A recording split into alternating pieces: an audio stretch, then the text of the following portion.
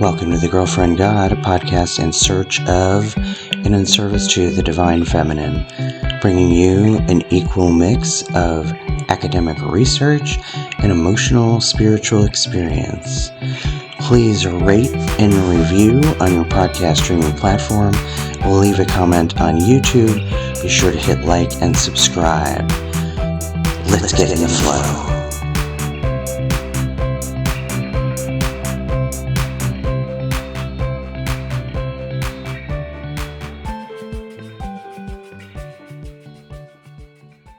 Welcome to the Girlfriend God. Today, I am happy to welcome Kimrâh.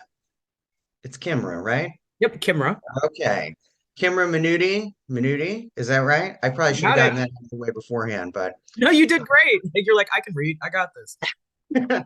Kimrâh is an intuitive ascension coach, a certified life coach, a Reiki master, a spiritual consultant, and an author, an expert shadow healer, and she works by coaching clients to taproot their soul by transforming their lives holistically through addressing gut, heart, and mind issues that are keeping them from living their best lives.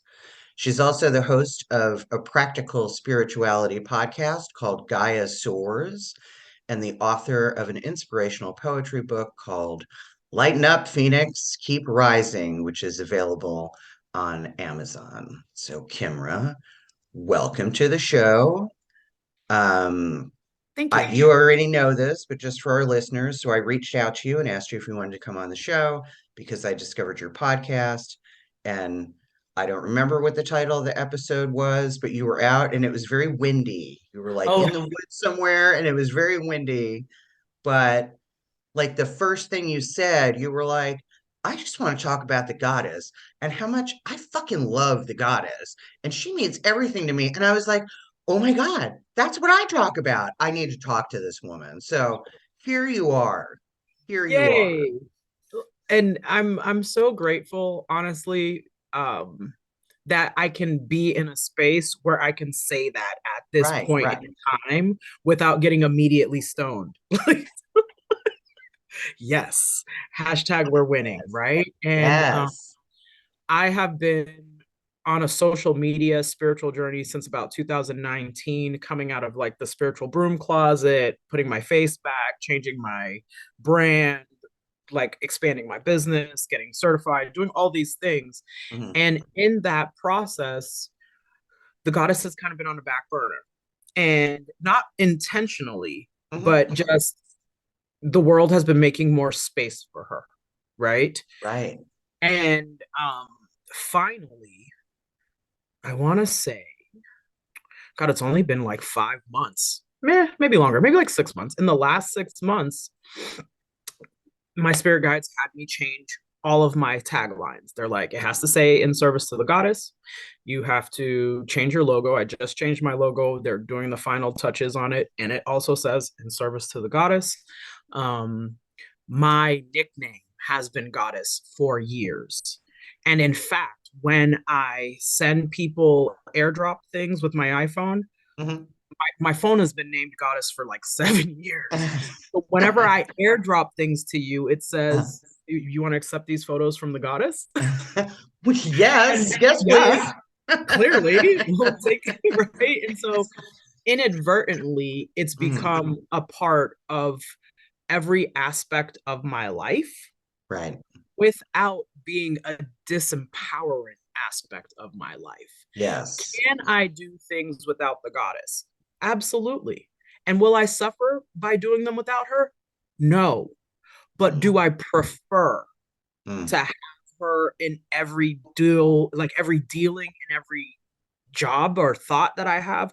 Yes, I would prefer that because then I know I don't have to redo that step. I know that it wasn't me reacting from trauma and Right. bullshit and Right. issues. Right. And I know that whatever it is that I'm doing has a better longevity Right. than if I'm in a reactive, traumatic, ungrounded, unconnected state. Right. Right. Right. So I know you had said to me that briefly an email that, did you think people could do shadow work without the goddess in it? And the answer is Right. absolutely 1000%. They can. They absolutely can. But what I have found for me personally is that you're going to do shadow work no matter what. If you want to continue on your spiritual path, no matter who it is that you If ascribe to, girl, if you don't do shadow work will do will do you. you. Thank you. We agree on this statement, right? So Yeah. shadow work will do you, and it will do you in the most painful way. Yeah. Now, being in service to the goddess has not been pain-free in any way, shape, or form. I hear that. I hear that. It's, So it's let's fucking so so uh let's talk about just for the benefit of our listeners, what is your definition of shadow work? And do you know, I should have looked this up before we recorded this episode, but I did not. Like when that phrase kind of fell into popular culture, because that phrase has been around for a long time, but I think a lot of times people don't really understand what it means. Like you could be casual about it, right? And say that going to therapy is shadow work or doing inner child work is shadow work so or listen, yeah, all of that is shadow work because yeah. at the end of the day, shadow work for me, the way that I define it, and Carl Mhm. Jung is the first person who coined the phrase. That's what I thought. And I have a bachelor's in psychology, so this has been in my blood for the longest. I started reading an abnormal psych book when I was 9 years old because I was like, "What the fuck is wrong with people?" I was like, "There gotta be something." So I picked up a book. My parents told me you could find answers in books, so I picked up a book. Right, so that's what I did, and it was shadow work. I Hmm. was like, "Oh," Hmm. and so basically, to me, and I have a shadow work course on my website. It's a basic Hmm. shadow work course. It means that you are now taking the time to scrutinize your hurts, all of them, your Right. traumas, your micro and macro, the things that weren't given to you, inner child for parenting wise, your Hmm. relationships, your relationships with money, with yourself, with food, with your family, your relationships, your job. That's shadow work because you have to dissect all of these pieces of self and Right. then you have to integrate them. Okay. Right. And when you're not integrated, you'll see that in people's lives. They're fragmented, they're scattered, shit's all Right. over the Right. place. Things happen to them and they just react to them. So that is what I call being ungrounded and running from your shadow. Right. Because when you face your shadow, you'll find so much. Like I always say, you'll find all the gold in your life in your shadow. Right. And by the It's way, I forgot to say in your little introduction, all the social media links that you sent me and where to find you online and where to buy your book, those will all be in the show notes when the episode goes live. So it is all there. I just didn't it want to is read through. all. I just didn't want to read all the blah blah blah.com, blah blah blah.com, I blah have blah so many blah.com. social media links. I Like, girl, know. bye. Look, people go to www.kimrahminuty.com and click the links. Okay, cool. Right, right. Or find me on TikTok. That'll be faster because that's Right, mostly right, where I am. right, right. Like, So, yeah, but anyway, so what you just said, so I remember, so I'm a big Marianne Williamson fan, and I remember listening to her, that whole speech that she's famous for, right? Like we fear our light more than we fear our darkness, we fear our success more than we fear our failure. And the first correct. time I heard her talk about that, she said, we are so afraid to go in there and go down there because we think it's dark and it's scary, but really all that is down there is light. All Literally, that's down there is that light. because once you start to let me rewind that statement. The thing that people don't realize is that your mind is like a knife, right? So it chops Mhm. things up and it only has that ability. It has the ability to dissect and chop things. Your heart has the ability to bring meaning and put things together and make things whole again. Right. And so when you are just letting your mind run rampant, Hmm. you're making mountains out of molehills. So Right. your traumas get exponentially bigger Right. the more you cover your eyes from them. Right. You've already been through the worst part of it. You survived Right. the trauma. So Right. why can't you look at it? Right. You have to, at some point, at least at a minimum, acknowledge that some shit happened to you that is not Right. palatable and that it's affected your forward progress. And then you have to go, okay, what can I do about Well, and I think the other thing is that for me, in my experience, a lot of the shadow work that I've done has been about looking at things about myself that I don't like. it? Correct. Because in order to do that, first I have to admit that I even have those things, right? And who wants to do that? Who Well, wants yeah. to deflate Who their wants ego and have a little humility and say, you know what? I have some things that I could probably work on. I could listen, be a better person. I could, I learned the hard way because I'm extremely hard-headed and difficult to like I'm stubborn, right? So yeah. I learned that if I didn't start looking at it, the universe would just slap me with it in the most Yep. fucked up. That's that So whole if what we resist persists. multiplies and Bam. persists. Right. So once I started catching on to that pattern, and mind you, Mhm. I'm 41, I'll be 42 this year. I've only been actively deconstructing Christianity, my shadow, and all of this stuff for 11 years now.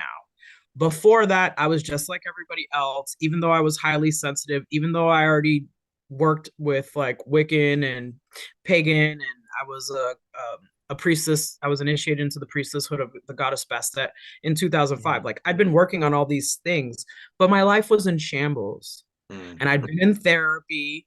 Life was still in shambles. I Mhm. was like, what's going on? I had all of these mental health issues. Life is still in shambles. And I'm like, where is this coming from? Right. So finally, I was like, I'm tired of living like Mhm. this. This is not living. I'm always miserable. I'm always around people who take advantage of me. I seem to be a sin eater for others, and Mhm. I don't know why. Like Mhm. I was literally taking on people's health issues, their mental issues, their financial issues. And I was like, why am I the receptacle for all this bullshit? Right. Why? Why? And through wanting to understand that aspect of my life, Mhm. I was then able to start going down the rabbit hole of stripping away the traumas and Right. putting back in boundaries, right? So it's a Right. two-pronged process. You don't just do shadow work, you do shadow work and you gain fucking boundaries. Okay? Right. Period. Right. Because the Right. majority of the spiritualists that I have met are people who were never taught boundaries because they're mostly empaths who were abused by narcissists. Like Mhm. that seems to be the bulk of the spiritualists that I meet. Right. And Right. they're also old school souls who are expecting a village to take care of them, but we have no village for our services anymore. And Right. so you have to get good with money, Right. which that's Mhm. not a lot of spiritualists. That's not a lot Right. of Right. right, and that comes from an old concept. And so you have to break out of these different like societal norms that were placed on you, and that's what the Mhm. spiritual awakening is, right? Like I'm an ascension coach. The awakening is stripping back what society has told you you should do, who you should Right. be, what you should like Right. want, and then actually getting back to the root cause of yourself and finding out what your soul wants, what you're excited about, what you love, Right. what your purpose is, and how you're here to help. Once you get back to that, like I call that getting back to center. Once you get back to center, and then you ground your intentions into the will of the goddess or whoever you choose to practice under, Right. things will drastically change in your life, right? Yes. Yes. So So, so back to our original topic. Yes, I believe what I said to you was I don't think successful, for lack of a better term, shadow work is possible without the goddess. And you said, I'm going to have to disagree with you on that. So let's talk about that. So right, so for go ahead. me, I it's so funny because Christians find out that I'm not a Christian and they're like, so you're not religious? And I'm like, no, I am actually very deeply religious. I'm just I'd say not your spiritual. religion. You know what I mean? And I do say spiritual, but Yeah, I say I'm religious because I am very devout and I am very devoted and I am very disciplined correct. in my practice. Um, and I more and more I practice my own life, Hmm. but the more gratitude I have, the better I am. And so from there, I get to this place of I really have nothing without her. She is in everything. She is in everything I am. She is in everything I do. She is in everything I will do. She's in every life I've ever had. She's in everything I've ever done. She's in all the people that are in my life. You know what I mean? Agreed. So, and the shadow work that I have done Hmm. has taken me to the darkest places I have ever been. And I would not have been able to come back from those places without her. Like I needed her as my guide to those dark places, right? Because I mean, even you're talking about, coming to the party late, right? I just turned 50 this past year. And I only started real I mean, I've been on a goddess path like my whole life, right? Right. I didn't always know that.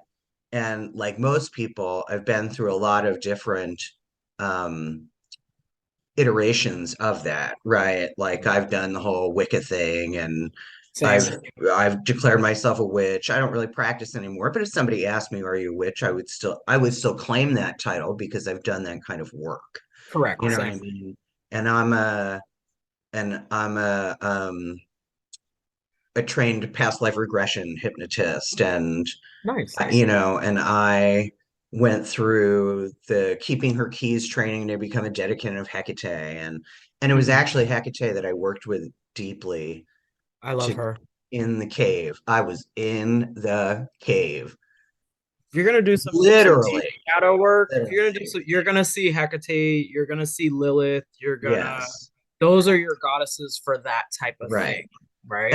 And for me, and I also one of the benefits of living in Pittsburgh is that because we were close to a city, Hmm.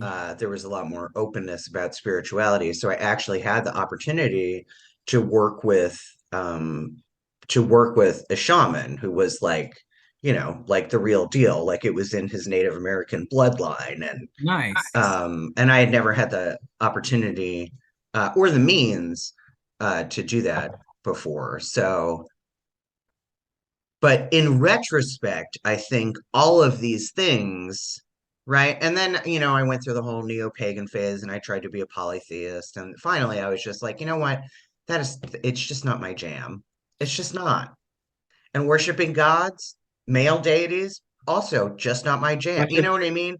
My whole process has been, like you talked about, this coming home to myself and realizing, really becoming true to what it is I believe and what it is I put my faith in and my Mhm. trust in. And that is her. And it's always been her, regardless Yeah. of what guise it took on at any given point in time. So I guess what I'm saying is I don't think I would have survived my own shadow work without her. No, that's a valid point. No, that's totally valid. That's totally valid. And so the reason that I said I can't completely agree with you on that is Mhm. because everybody, I'm going to borrow this from NAA or AA. Mhm. Everybody has the God of their own understanding, That's right. right? And so I always say that to people. Mhm. You can borrow this from the Christian religion. God is made in my image. Well, so Right. if you're a man, then you have a god. If you're a woman, you have a goddess. If you're trans, you have a trans god. Like Right. Right. that's who your higher power, source, creator, whatever you want to use Right. is, right? Right. I jaunted through the neo-paganism thing too, and so I picked up all the lingo, right? Right. But Right. at the end of the day, as a feminine presenting individual, Right. and who responds back to me when I got problems? Right. It's Right. the right? That's the one. And the other thing I wanted to bring up that you mentioned, which is a really good point, the goddess comes in so many disguises. She Yeah. is a master of disguise. In fact, she's the mistress of disguise. Let's just be Yes. 1,000. She has So I got her to own interrupt you to server. tell you about the Diamond Head God, because this is my whole thing that I've been talking about, and Okay, I talk about it in like every episode in the second season, perfect. because I didn't talk about it in the first season.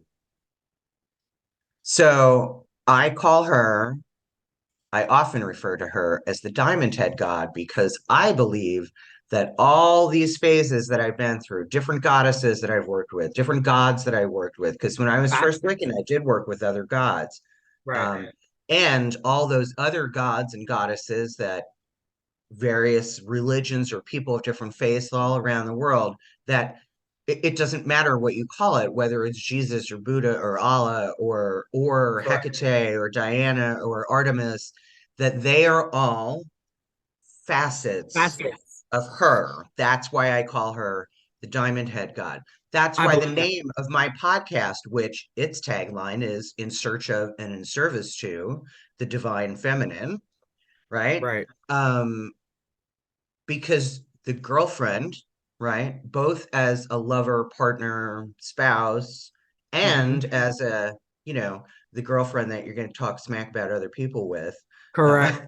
or gossip Lilith with, talks or about it too. whatever. That got, that, hey, girlfriend, that's why that's the name of the podcast, the I love girlfriend that. God. So anyway, No, I completely agree with you. yeah. Because as I became more goddess centric, Hmm. the range of goddesses that I had access to expanded. Yes. And I didn't even realize because I don't read almost anything mainstream related to spirituality. I Right. literally channel almost all of the information that I've gotten, or it's things that I picked up as a child from books. Um, and so over time, my ability to work with multiple different goddesses, I Hmm. was like, there's a theme here. Hmm. Hmm. Like they're Hmm. all goddess. I was like, oh, I was like, Hmm. okay. And then someone came out with the goddess warrior training thing, and I was like, oh, I was like, I do that. And I kept moving, and I haven't read it yet. Still, I don't know how long it's been now. It's been almost like a decade. I haven't Hmm. read it because not because I don't feel like I could gain useful information from people, but Hmm. oftentimes, and I'm going to be okay with the arrogant way this is going to sound. Oftentimes, I read something and I'm like, I already knew that. Hmm. Hmm. Like Yeah, same. I'm claircognizant, and so I get a lot of stuff from the spirit, a Right. lot. And I've always been called a know-it-all, and it's not that. It's that when you ask me a question, it activates basically the collective memory and the Akashic to just open up, and then they dump info. Right, So right. very rarely does someone bring something to me that I'm like, oh, that's brand new. No. Right. No, Right, there's right, almost nothing new under the sun. Now, right, what I do listen to people for is for like what you talked about, the diamond head goddess. right, right, Talking about the way that people's perspectives and understandings of the way a thing works, right. um, or just seeing it from a perspective that I don't normally see it from. That's what I listen to other people for because I need an outside viewpoint from my viewpoint. Hmm. Okay. Hmm. But at the root of the majority of the things that I find other people follow, I'm like, irrelevant. Okay, And, so right. tell me about shadow work without the goddess. So, shadow work without the goddess is honestly a series of questions that you ask yourself, and then you're fearless enough to answer. Okay. Okay. And I understand why you said you needed the goddess to go to those dark places Right, because the level of trauma that the world has inflicted on people, especially people in feminine bodies, especially people who are not neurotypical, who are not heteronormative, right?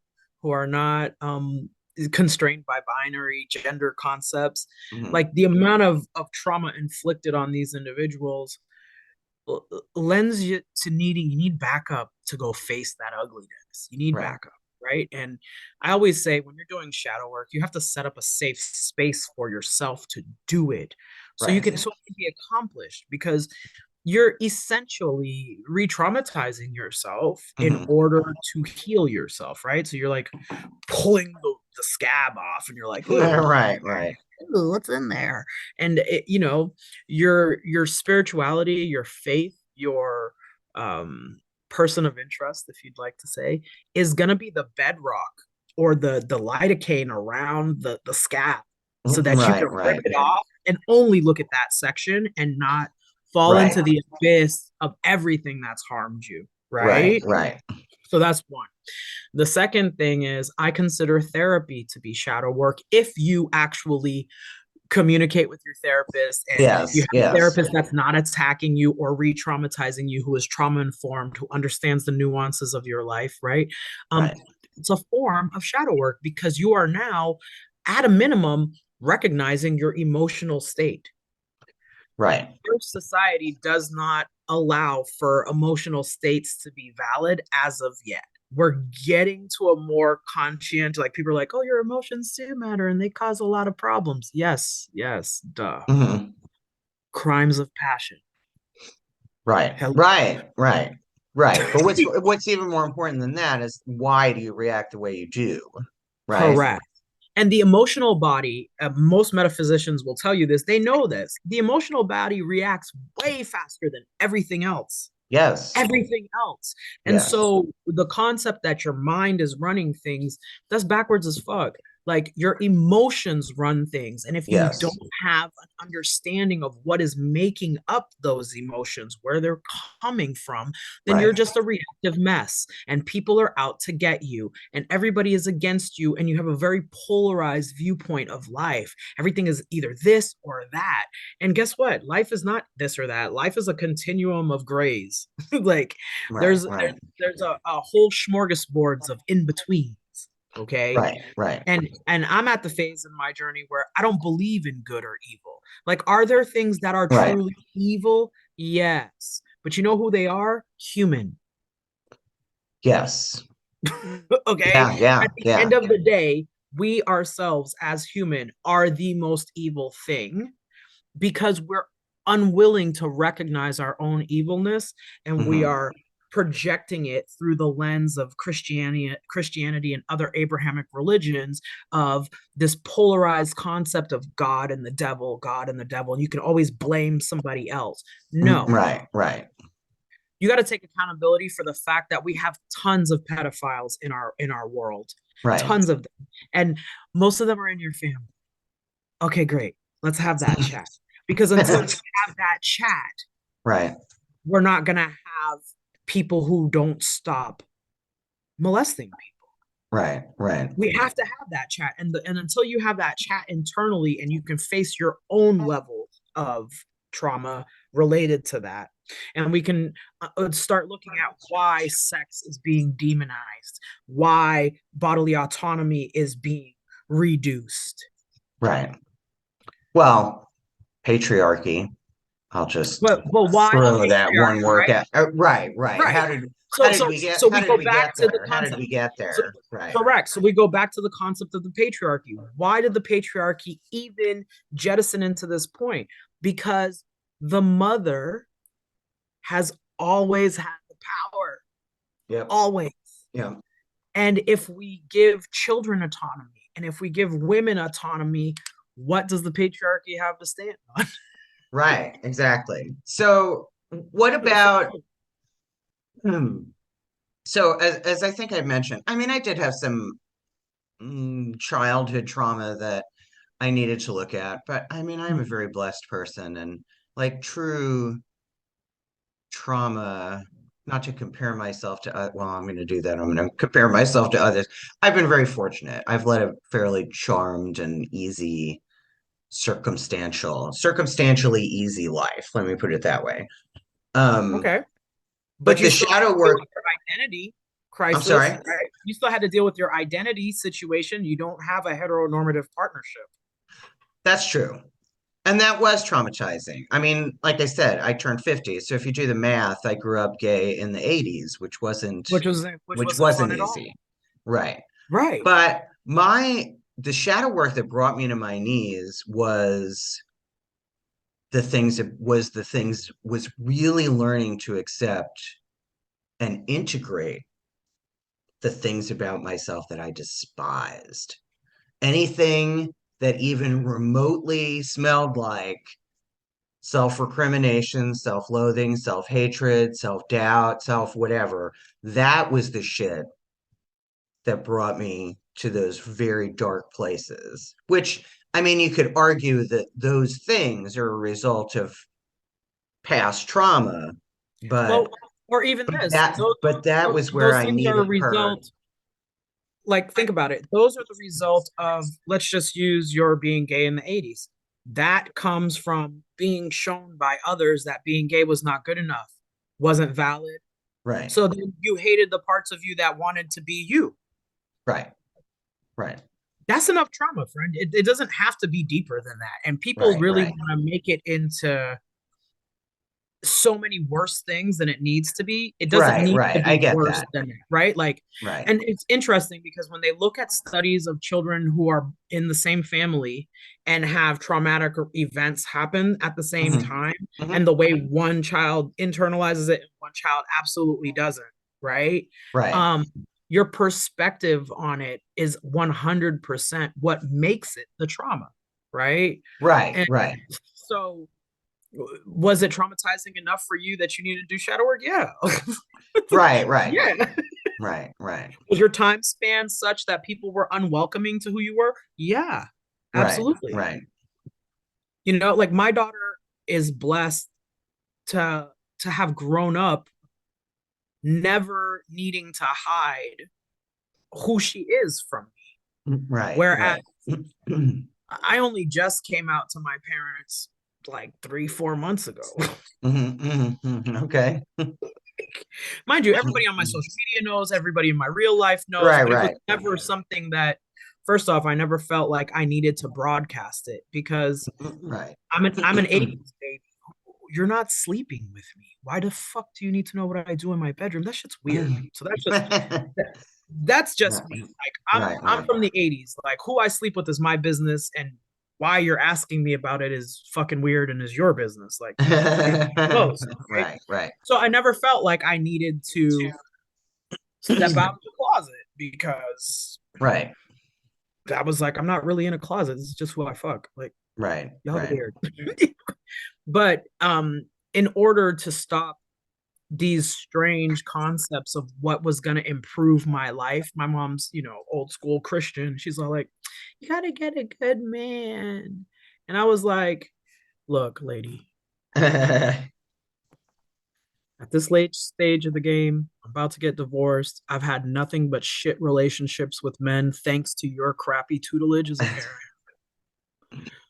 You know what's gonna Yeah, I mean, oddly enough, for all the dysfunction in my family, uh, me being a lesbian has been the least of the problems between me and my parents. So, you see? So that's you're right. You are blessed if that's the minimum. yeah, yeah. That's That's always been, yeah, that's never really been an issue. But, Kimra, in my adulthood, I mean, as recently as the past, let's say 3 or 4 years, which I mean, that work with Hecate is as recent as the past 3 or 4 years. well, she's been on a Um, she's been on a rampage the last couple of years, to be yeah, honest. that's true. Yeah. Um, and I'll tell you, of the many goddesses that I worked with over the years, she was the one that made herself known the most. Like it Mine was was for Lilith. yeah, No, mine was like Lilith. we Lilith. I have an episode in the second season with Manette Chilson, and we're talking about Lilith and Eve. And my friend Carla, who has a podcast called The Goddess Project, has a really great episode about Lilith. Oh, Um, anyway, so the things that I had to look at and what I really struggled with the most, and within the past 2 years, what I had to, I started thinking of it as bringing whatever I was struggling with, I bring it to the altar, right? Like I broke the habit of when I was struggling emotionally, my first instinct used to be to call a close friend and bitch and cry Mm, and blah blah blah. And I don't do that anymore. My instinct yeah, now, when I struggle, and I struggle rarely these days, that's the truth. But when nice. I was struggling then, by then I had learned how to, when I was disturbed in some way, shape, or form, I would take it to the altar and take it to the altar. I'm upset about something, I take it to the altar. I'm crying about something and I don't know why I'm crying, I took it to the altar. I'm fucking pissed Hmm. off about something and that person's driving me nuts, I took it to the altar. And through that process, I learned how to take everything to her first. That's what I started doing too, honestly. But mine was for kind of a different reason. I had no one else. So I Right. spent 30 years in Florida, basically in a wasteland of no other practitioners, no honestly decent human beings except for like three, um, and no one to teach me anything. So I had to go to her to get anything. Like if I was Right. gonna survive this mess that was my life and the circumstances, and I ran into a lot of actual demons in Florida, which is fascinating. Like I know I said earlier that there's not actual evil things. There are, but there's a different way that that falls into the purview of spirituality, right? Right, And right. so um when I was taking on other people's demons and their health issues and their problems, Hmm. that's when I had to learn to stop going to people for help because I would go Yeah. to them for help and take their shit back with me. Right. So that was a fail for me, right? So at one point, I got burdened with Right. so much other people's stuff. I went and found um, damn, now I'm gonna mess up the word, a santero, Okay. Okay. and um, and I'm grateful, honestly. There have been four spiritualists that I've had to rely on in my life Hmm. to get me closer to the goddess, and I am fucking grateful for them. Yeah. One of them is a gentleman who I'm still friends with to this day. It's been like 20, 23 years. We've had some falling outs and we still come back and talk to each other. Hmm. Um, my ex best friend, who I had to fall out with before she passed away, but she's passed on. And now I know she's hanging out in the ethers checking on us. Right. Then my current mentor and bestie who taught me Reiki, fabulous human being, Melissa Hay too. She's out in Italy. Bomb distance Reiki healer. Hmm. Hmm. Bomb. Okay. And then the lady who put me into the priestesshood of Bastet in 2005, I don't even know where that woman is, to be honest. She was somewhere in Georgia. But she's the one that initiated me to the mysteries of the goddess from Egypt, which had been something I'd studied from childhood. So that was perfect. And these amalgamation of those four human beings, four angels in human flesh, I like to call them, Yeah. they are the ones that helped pulled me out of the abyss. That Right. was all of my generational trauma, my abuse, and all this other dumb crap that happened to me in my life, right? Right. And Right. so that's what allows me to be as clear and as focused as I am now. I'm Right. not going to say that I'm like the best person on the planet or the most successful person or the planet or the most knowledgeable person on the planet. I'm none of Right. the right. Like the Right. more I know, the more I realize how little I know. Period. I'm Right. like Right. I'm dumb. Like whoa, my my mantra is often, what the fuck do I know? I don't know. nothing, Here's nothing. here's what I think, but what do I know? I don't know. Look, I will always tell people this is what I've learned in my experience. This may not hold water for you at all. You have to take what resonates and leave what does not. The That's right. end. That's And right. that's always my viewpoint on things. I Right. can only speak from the level of my experience and what has happened for me and what I have dealt with. Now, have I experienced and dealt with a lot. Sometimes I feel like more than other people, but it's for the express purpose of being of service now. Like Right. it's literally now. So Right. now I'm not a freshman on the boat. I'm a senior working on my PhD type thing in Right. Right. spirituality, right? Right. Because Right. 11 years down the road, dude, I'm a damn doctor. Like, let's be honest. Right. Right. Not some shit that I started last week or 3 years ago. Right. Right. I have a vast amount of knowledge on a variety of topics. I don't know what to tell you, but it's only for the purpose of helping others. Like that's all I've figured out. Like after I like detailed all the crap that I knew, I'm like, Right. Right. only other people because otherwise it's just a box of useless knowledge. So Right. I was that's why listening not that long ago. I was listening to, I can't remember what his name was. Somebody I was watching on YouTube, and he said, any spiritual path that doesn't include being of service to others is destined to fail, or at least will have limitations, right? Will only take you so far. it's only going to take I you mean, so far. it's written into, I mean, we are wired for that in the same way that we are wired for connection with others. Yeah, That whole, correct. we really are all one. Like I believe wholeheartedly in I that. believe that wholeheartedly. Yeah. And Kimrâh, through this connection that I've always had, but that in the past few years I've really cultivated with the goddess, I gotta tell you, I worry about very little, and I worry a I little.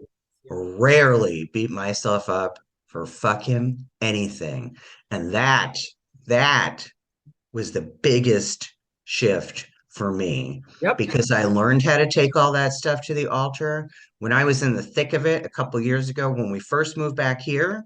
Mm-hmm. Um, I had shit come up for me I didn't even know I had. I had all kinds of guilt and shame about sex stuff and like kinks that I'm Mm-hmm. interested in, but I never tried to explore. I brought it all to her.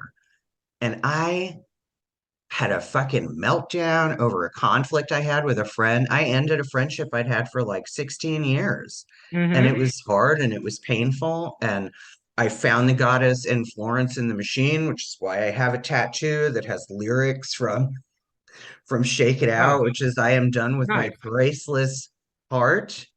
Because not Because only we was need I more not grace. allowing grace into my heart, I was also not offering many people grace from Great. my heart. Yep. So, yeah. And since then, like I said, it has just gotten better and better and better and better. And I feel more free, and I feel more like I'm living my authentic self than I ever have before. Correct. Yeah, I'm the same. I my decade of the 30s was a lot of stripping away of friendships and people and concepts of self that Yeah. were not me. Right. And Right. entering into my 40s, I have that pretty much nailed down. I'm like, that's Yeah. not me, this is me. That's not me, this is me. Right. And stuff Right. that's not me gets a hard fuck no. Like it's just I have Right. solid ass boundaries. My boundaries are my biggest celebration because I was a boundaryless fool forever. And Right. it hurt.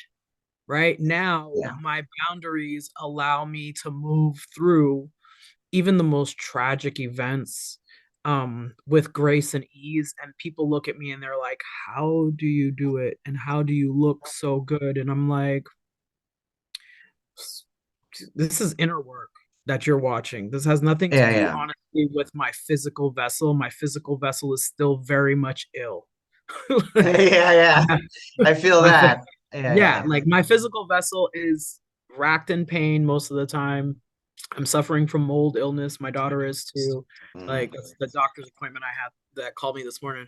Um, so a lot of what I'm doing right now is reconstructing my physical body Yeah. from the toll of the last 30 years of spiritual and physical and emotional abuse. Yeah. Period.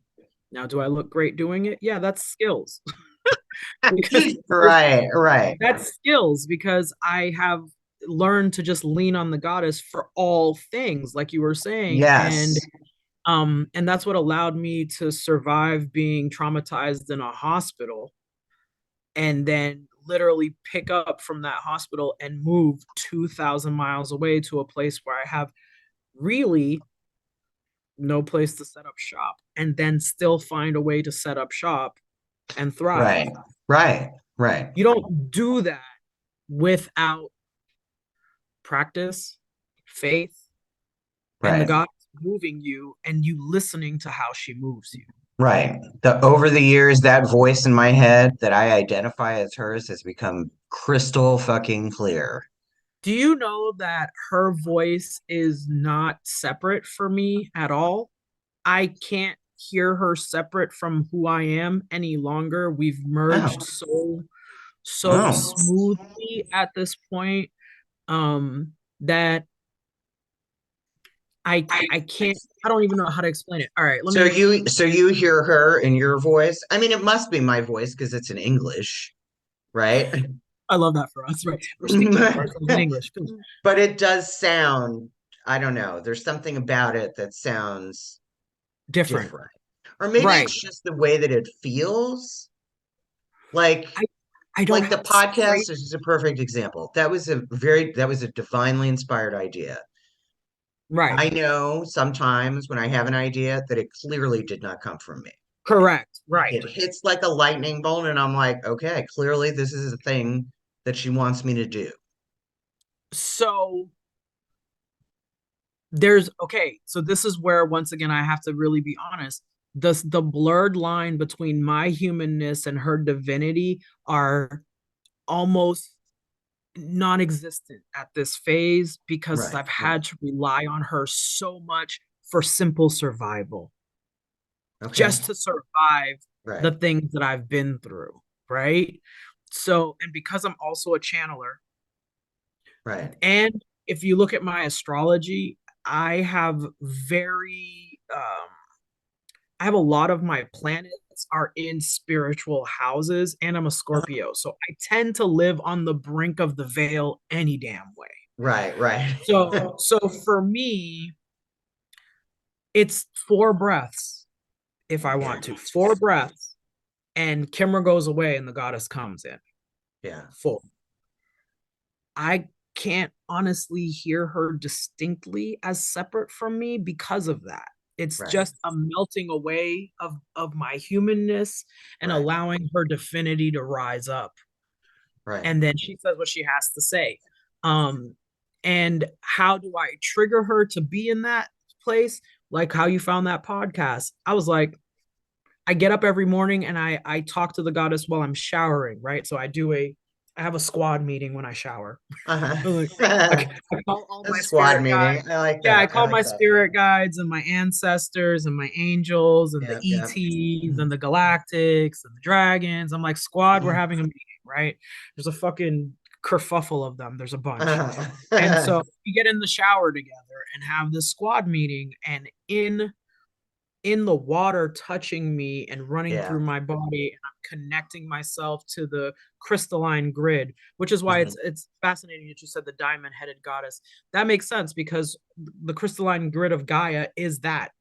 It's Right, right, it's the multifaceted, multi-crystal understanding of her network throughout the entire planet. And so right, by tapping into that every day, right, then I'm connected. Once I'm connected to her, I'm not closing the connections. So I right, don't have right, to hear an external, not really an external, but I don't have like a separation of her speaking. It's just like, beam me up, Scotty. It's just like drop, drop, right, right, drop, right, drop. right, And so, depending on my receptiveness and my openness, it will be a clearer drop or it'll be a muddier drop, right? But right, right. there's always a drop because I prefer to stay connected because being disconnected sucks. Like I just don't.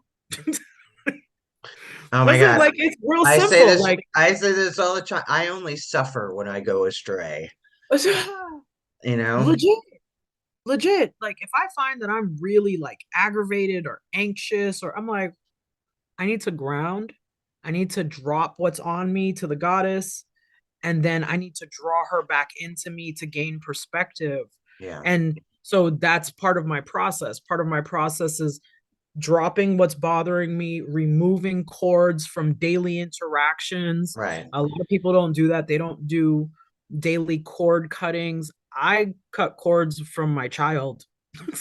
And people are Yeah. like, really? And I'm like, yes. Because I don't need to be taking on her emotional state. I don't need to be taking on her anxiety. She has her own shit to do. Right. Right.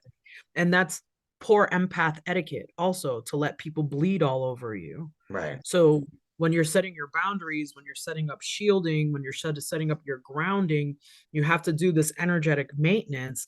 And it requires, like, if you know that you're a people pleaser, you know that you're an empath, you know you take on people's shit, when are you taking it off? Right. Right. Most people aren't. And they're like, why is my life a disaster? Well, Right. that's the Right. first thing I learned. I learned that my life was a disaster because I was in everybody else's business. I was in everybody else's energy. I was in everybody else's shit, and none of it was mine. And I was messing myself up. I couldn't focus on anything. I couldn't get anything done. Right. And then that was the shadow work. Oh, well, this is not me. Take it out. This is me. Keep it. This is not me. Take it Right. out. Right. Me. Keep it. And you have to start to learn to do that with your emotions. Not every Right. emotion that you have is yours. A lot of times it's the collective. And Right. I started to pay attention to that, I started to pay attention to when I would get attacked with feel like suicidal feelings. Suicidal feelings in the collective, the last 5 years has been at an Mm. all-time high. Yeah. And And if you're not aware that there is a separation between your emotions and the emotions of the collective, you're going to get swept up in that mess. Right. You're, Right. you're going to end up in the hospital talking about, I want to kill myself. Right. And rightfully so. There's a lot of reasons to not want to be on this planet. Lots. Right. Okay. But you have to find why you're here. Right. And why you're here is what keeps me here. I'm here because Right. there are people who need my experience, who need to understand the things that I have learned through being stubborn and stupid, being a twat and an asshole to people, being hostile and ungrateful. Like all of those things. It's not like I was perfect and amazing to begin with. I was a shithead. Let's be real, right? I Right. was a crappy mom when my kid was young. I was a horrible partner to my daughter's father. Like, I'm not I'm not perfect. Right. But have I strained to make myself better? Have I tried to do no harm as we were taught, on Right. the way Right. path? Right. Like, yeah, I have. Now, do I still practice spell work? For the most part, no. Like, just because I don't have to anymore. It's interesting. Like, Right. once you clean up a lot of shit, you don't need as much spell work to accomplish Right. things, Right. which is great. And I have seen that progression with a lot of other witch practitioners in my life. They're like, yeah, I'm a witch, but I don't really do spell work anymore. I don't really need to. I do Right. a lot of law of attraction, gratitude. Yeah. Like, Yeah. gratitude will take you way farther than a spell. I Way, believe that. I believe that. way farther. And then this other business of boundaries and cord cutting and knowing what is you and what is not you, those are important. And that's why shadow work is important. So you can start to distinguish what is in your monkey mind that is actually you, and what is like things your parents told you, what is things society told you, what is things your boyfriend or your girlfriend told you, because we internalize all those things and they become our negative self-talk. And Right. you have to strip that away and then start doing what I call well, not what I call, but what is known as cognitive behavioral therapy. Right. Start Right. replacing those negative things with positive things until the bulk of what's circling in your mind Right. is positivity about you. Right. Because then you can survive yourself. Right. Otherwise, you're here hating yourself and hating others. And when you're hating yourself, you're disconnected. Right. I was just talking to a friend about that. Actually, I have this conversation with a lot of people in my life a lot. Like, I don't know when that feedback loop started, right? Like the more I like me, the more I like you. The Correct. nicer I am to me, the nicer I am to you. And I don't know Correct. where it started, or maybe it was the nicer I am to you, the nicer I am to me. But it doesn't matter. It is a Right. feedback loop, and I just have to do my part, right? So for me, I noticed that it was I treat everybody else so much better than I treat myself. And So that's I like the fucking human condition. I mean, I could say that about correct. everybody I know. Almost everybody. Right. And then what I realized was I need to treat myself at a bare minimum how I treat others. Right. Whoop. So when I All brought right. whoop, when I brought that Man. to myself and was like, would you let your friend say these things that you're saying to yourself? And I was like, fuck no. Well, I say that to the people that I care for all the time. I take it off you and put it on me. Would you say that to me if I were doing what you're doing? and What's different? that's when What's I different? gave myself grace. That's when Right. I learned to give myself grace. And Grace. then every day since then has been an exercise in learning to extend myself grace and then introduce boundaries because a lot of times I'm not giving myself grace because I'm resentful because I took on something that wasn't for me to take on. Right. And I'm gonna, then I'm reactive and angry. Does that make right. sense? It does. We've talked a lot about shadow work, what it is. We haven't really talked about what it isn't, but I think people that listen to this podcast have a kind of came in here already having at least a vague notion of what shadow work is. I always feel, on the one hand, I feel like, well, some things we need to explain for the benefit of listeners because maybe they don't know what we're talking about. And on the other hand, I'm like, yeah, but if they listen to this show, they They should probably have do know some what we're basic talking about. But understanding. still, I want to Right. like cover all my bases. So, um, yes, facing our trauma, facing uh, how do I want to say that? The less than admirable qualities of ourselves. Uh, for me, a lot of that was identifying where those traits originated from, which was usually in response to some sort of trauma. I had a friend who was a therapist, and she used to talk about big T trauma and little T trauma, Right. right? Like big T trauma, rape, Like assault, sexual assault, assault, right. yeah, Attack, beating, and yeah, little T trauma, somebody who's just not giving you your like needs, like right? So like, being raised by a narcissist. but see, being raised by a narcissist Well, that more kind and of is big more T trauma, is a but big but T. Yeah, yeah, but you yeah. get what I'm saying, right? Little Right. T trauma, just a little niggling from someone here and there and here and there and here and there versus Constant assault. onslaught and assault. Right. Right, Like, right. so a lot of people can pinpoint the big T trauma, but shadow Yes, work helps you with the little T traumas, right? yes, Um, yes. like the things that we take on from our parents that really aren't us and don't serve us, right? Right. Like when you, I don't know, do you have children? No. Okay, well, congrats, number one. Number two, I have a child, and Mhm. when I heard my mom come out of my mouth, that was an awakening. That was like, Yes. whoo. I Oh said, my God. ooh, Oh, I hate ooh. it. It still happens to me now. Still Yep. happens to me now. Right. You hear your mom say something and you're like, lady, get out of my head. Yep. Yep. Right. So addressing those things, right? So if you Yeah. haven't had a life of harm and hurt and abuse and people taking advantage of you, first off, congratulations. I'm so Yeah. happy for you. Yeah. And I'm not being condescending. I No, am no, I know. genuinely grateful that you haven't had this level of fuck shit that I have. Okay, Yeah. perfect. But there are still places where you can do shadow work to allow yourself to expand. Why? Right. Because, like Right. I said, shadow work allows you to find the inner goal that will help you thrive and really love your life. So, Right. oftentimes, this comes back into boundaries. Like, how can I be happier? Well, I have the tendency to overpromise my time because my mother was a Christian and she said that I had to be like God and do for others until there was nothing left for myself.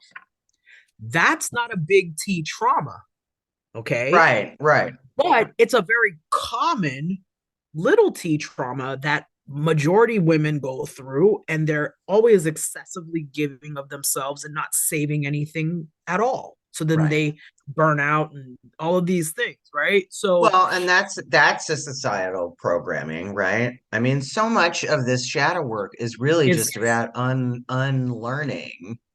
societal programming. The Yeah. bulk of it is. I'm going to be Yes. honest. The bulk of it is, and then you can add the added layers of abuse and trauma and all those things, right? So Right, that right. that gives you an extra package, right? Like I call it Right. the empath curse.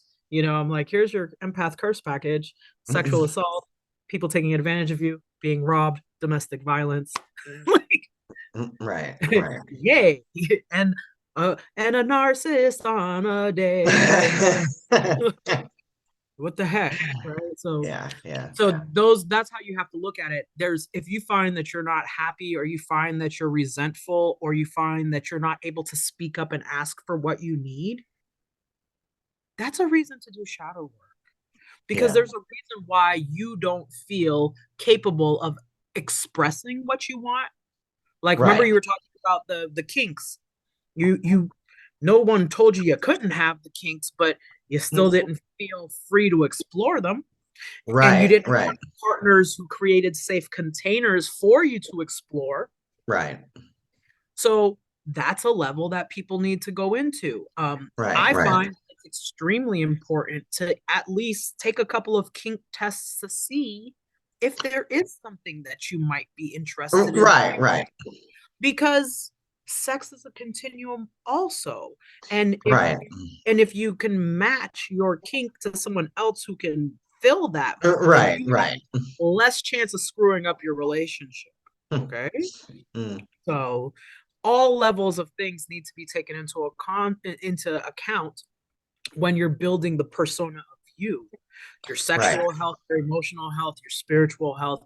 And shadow work will help you quantify where you stand in that. Like, right, if you wanted to break down all of these categories in areas of 1 through 10, on a level of 1 through 10, how much sex do I feel I need to be satisfied in a relationship? It's good to know these things. right. Relationships are ruined over not knowing these things. You have Yep. a partner who is maybe leaning towards asexuality, because we're only just talking about that now. Right. Um, and so they don't feel the need to have relations. Well, if you have a partner who wants relations 3 times a day, baby, that's a fail. Right, And right, if everything else in their relationship matches, then you may end up having a cheater instead in a right, working relationship. And if it's not a conversation where they discuss the cheating, then you add in now a new level of like lack of safety, because the at right, home partner is now available to be exposed to whatever the external partner is bringing home, because they're cheating, because they're not fulfilled, right. right? So, like, I'll tell you, Kimra, my wife and I have a very successful marriage, and we are the envy of some people, I assume. I don't know, maybe that's arrogant, but no, I love it. one of the reasons that we have such a successful marriage is because we are both equally invested and committed. And Cindy asked me when we first met and we first started dating, she said, I just need you to tell me that if we ever have problems, you're willing to go to couples counseling. And I said, absolutely. And you know what? We have had to do that, and we've had to do it more than once. But you know what? Beautiful. We're both committed. And that's We're how you both get committed. moving. And Right. you know what? With every challenge that we have ever had in 13 years, it'll be 14 years this year, um, we have always come back stronger and more in love than we were before. So, And look how intelligent and how discerning she was to start off and say, "Are you willing to go to couples therapy?" And then now here's the second part. You actually went when shit went to the dogs. Okay? Because yeah, a lot yeah. of people will say stuff in the beginning of a relationship that they don't actually mean. We were both very committed to neither one of us repeating the patterns of our past. Look, that's 97% of winning. Yep. Because we'd both done enough work. We'd Correct. both done enough shadow work to know why we had the patterns that we had. You And see? we no longer wanted to fulfill them. And We so were now, not we were not a slave to those patterns because we knew ourselves well enough to know why. And we exactly. knew that we had a choice. We knew we had a choice. I So wasn't a this is slave to my past or my past decisions, and I also wasn't a slave to why I made those decisions that weren't in my self-interest. and see, and that's the importance of shadow work right there. Because once you have started to see your patterns, address the patterns, then you can get ahead of them instead of being Right, attacked by them. right. You And catch then them you're not earlier. delusional. You're not delusional and you don't accidentally harm people through your own delusion, Right, right? Like I'm going through a divorce, so I'm not entertaining people right now. And I won't entertain people for at least maybe another 2 years, to be honest, so I can mm, unpack this relationship properly. And a lot of people don't take the time in between relationships to unpack them so that they don't repeat them. right, It's something that I've been talking about a lot this year, oddly enough, in the last like 3 or 4 months also.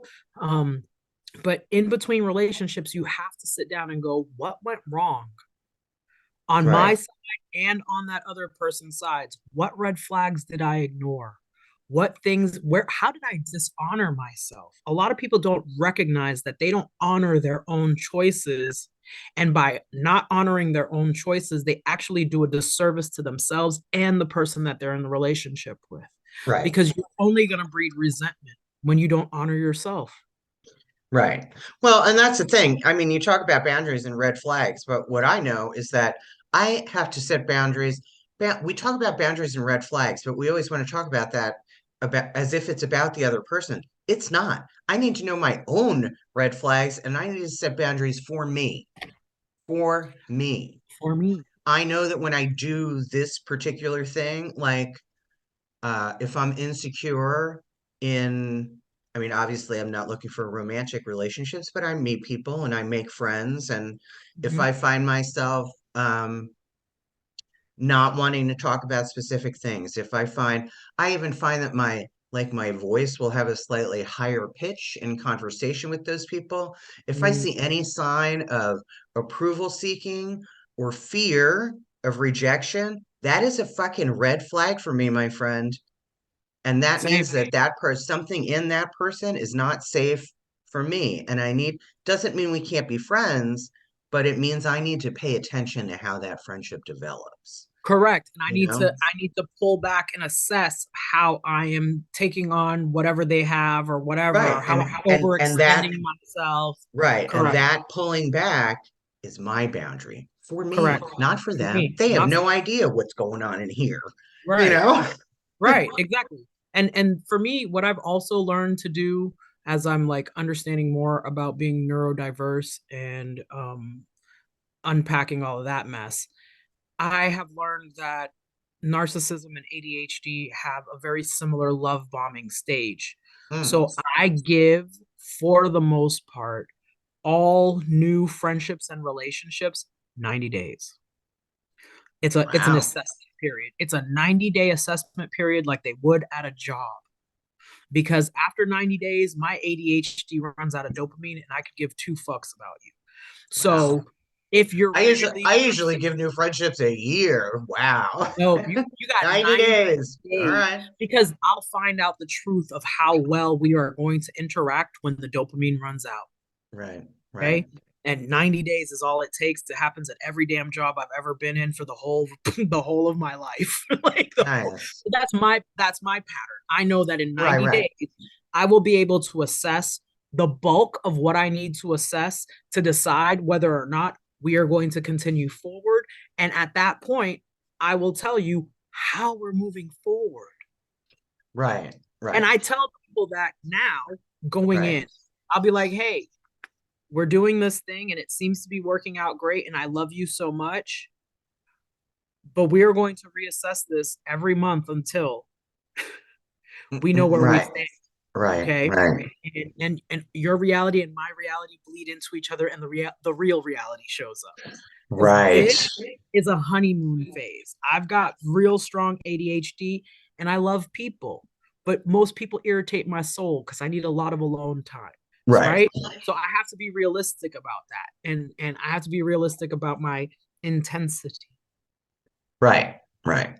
and the other parts of my personality that are difficult for other people to deal with. Okay. I'm very much aware of the type of asshole that I am. I'm completely 1000% on board with Mm. the unsavory versions of me and why people don't like.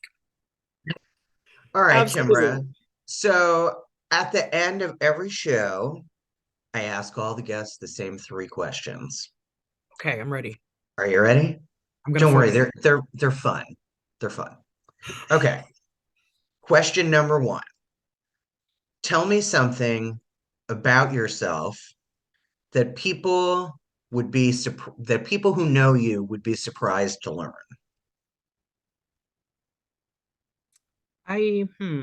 What would they be surprised to learn about me? I don't know. I kind of let all my shit hang out. I don't know. I was surprised to learn you live in fucking Florida for 30 years. That was a fucking nightmare. Let's not even. I like to gloss over that shit. What would most people be surprised? They would be surprised to know maybe that I've been sexually assaulted multiple times in my life because I don't feel like I carry that. I don't carry my victimhood like a badge, I'm assuming. Okay. Um, Well, yeah, there you go, making it fun. I can't. I'm a Scorpio. Like we're always in the toilet or we're always in the depths of despair. Like it's like Uh, listen, one thing you'll notice about me that you don't know, I can't do small talk or surface level anything. I Ah, know, I shocking. know, I know. It's just ending the show with a little Levity, levity. you can't That's even all. do it. All right, all right. So, question two: what is your current favorite TV show or movie? Hmm.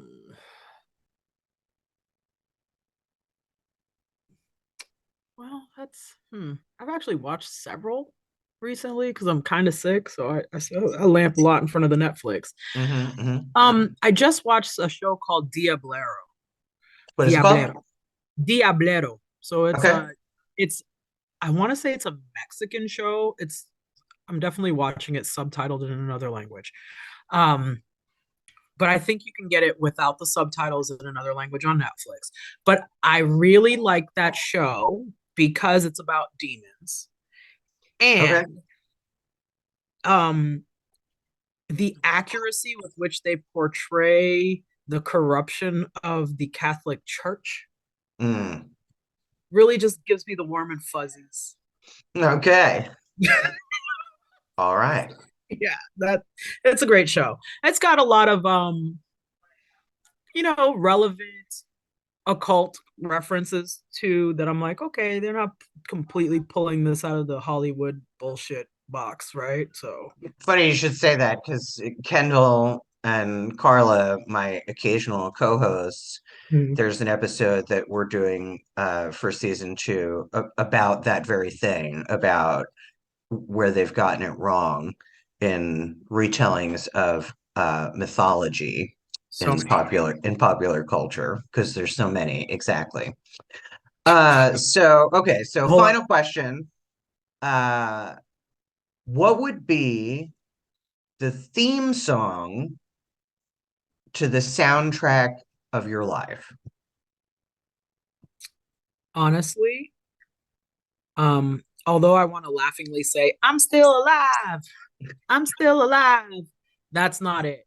It's the actual soundtrack is a song called You by Petite Biscuit.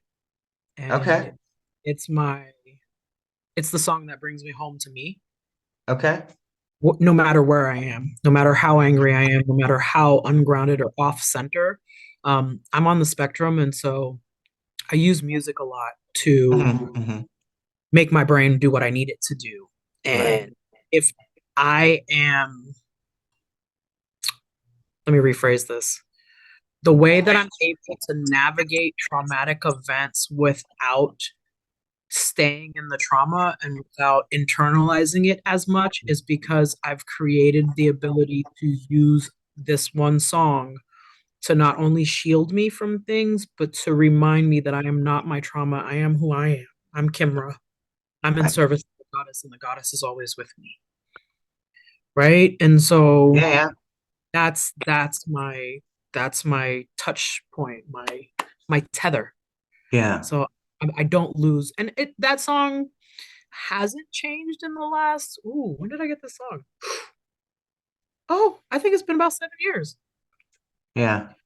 And still has the efficacy to snap me back into who I am. Right. I Right. thought that I might be shifting to a new song over the last 6 months. I was like, have we upgraded?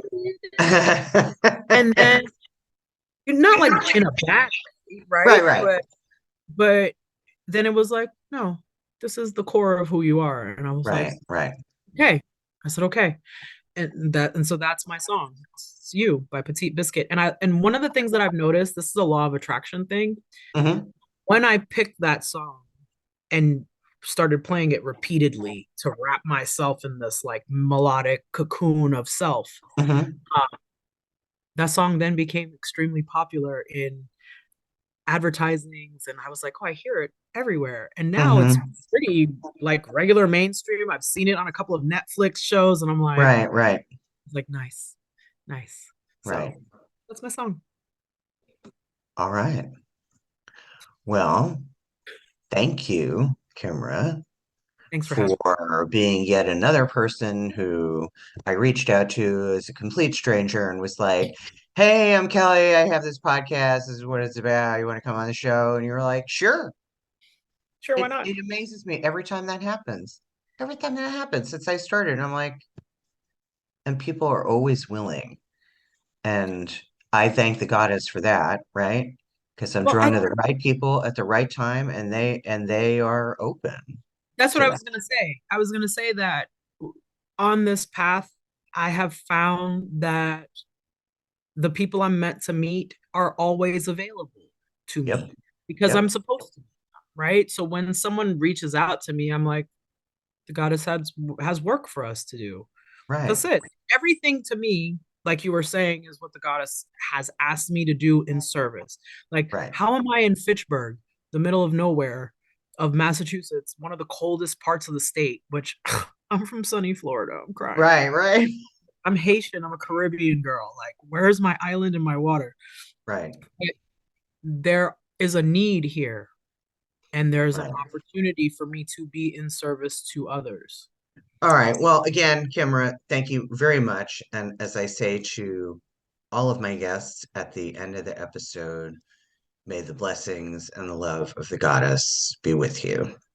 Thank you. I received that and hope the same for you. Have a great Okay. day. Thanks. You too. Bye-bye. Thanks for watching or listening.